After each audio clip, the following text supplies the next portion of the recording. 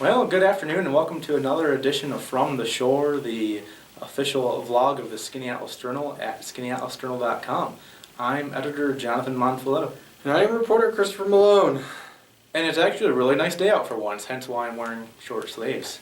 Earlier today I was in Austin Park. The Skaneateles Garden Club was trimming and pruning some of the trees there. If you read the town board story a couple weeks ago, they're getting ready to actually replace the crabapple trees. They've been there for about 50 years. They planted, I guess, in the early 60s. If you look, this is at the State Street entrance to the park. So if you look on the left side, the trees on the left are already cut down. Mm-hmm. They're getting ready to order some new ones, plant them.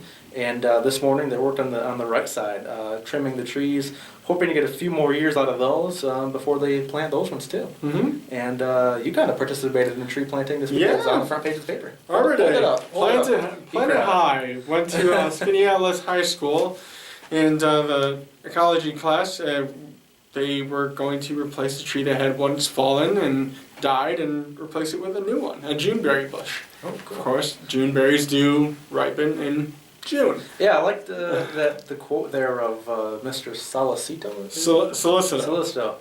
Yeah.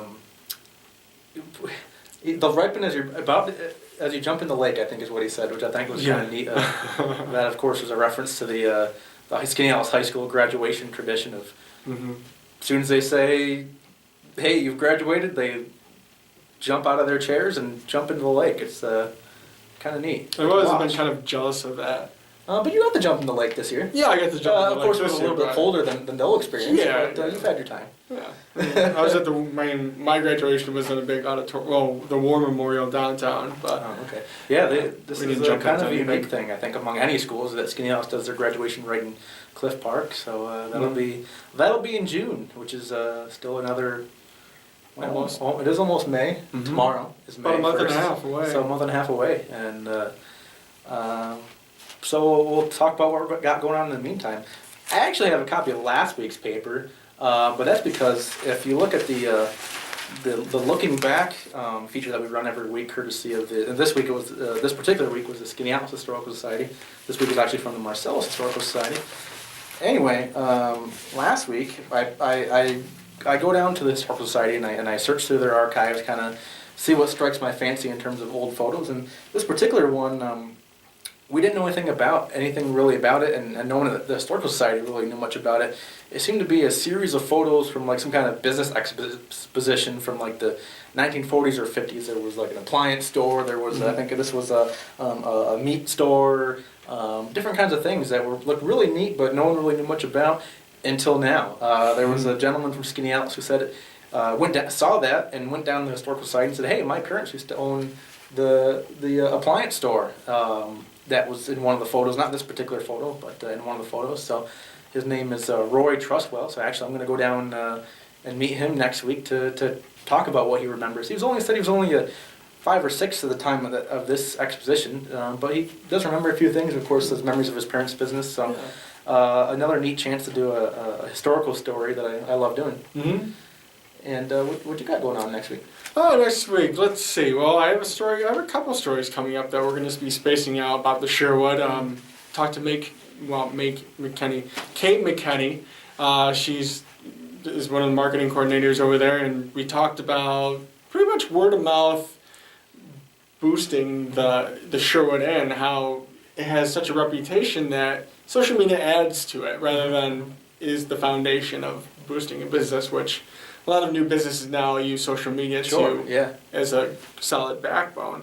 And I also talked to Dan Hudson, executive chef there, and we talked about agriculture and the menu that they have at the Sherwood House. Pretty much the same, but they incorporate seasonal options as well to take what's fresh around here and put it right in the menu for you. That's awesome. Yeah. I speaking of social media, I love following the Sherwood Inn on Twitter.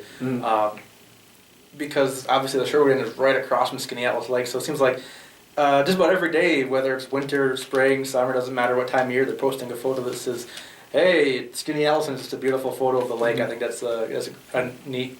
Of course, like Chris said, a lot of local businesses are on Twitter. You should follow them and keep up with what they're doing with their items and stuff like that. Yeah. So I mean, if they don't send out email blasts, a lot of their products and specials and deals are on Facebook.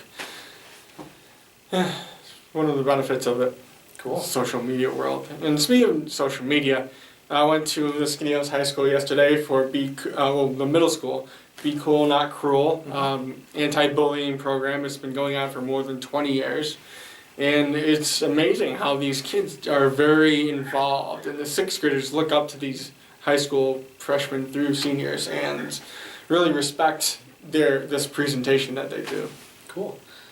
And yeah, I was at the high school this week, the past 2 days, Tuesday and Wednesday, kind of taking the sports beat and covering some athletic signings of the young soon-to-be graduates committing to play their sport in college. So that was kind of neat.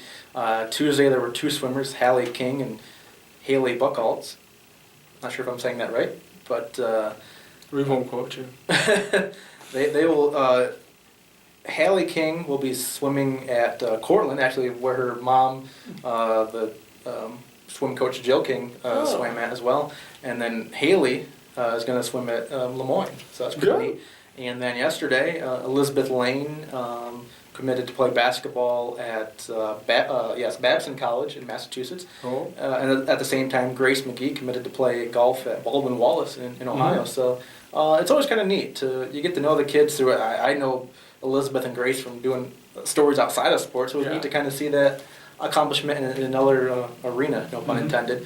So it's kind of neat. So that'll be coming out next week. Yeah. And as always, don't wait till Wednesday. Look us up on Skaneatelesjournal.com, which is, if you're seeing this video, that's where you are right now. And of course, follow me on Twitter. I'm always posting story links or musing about whatever's going on in Skaneateles and our surrounding communities. So I'm at @scan_Monfiletto. And scan_Malone. All right. I think that's all we got for you. Next week we'll be coming to you from, why don't you tell them about it? Gilda's. I talked to Pete Bettis yesterday, and he's interested in having us film live on location.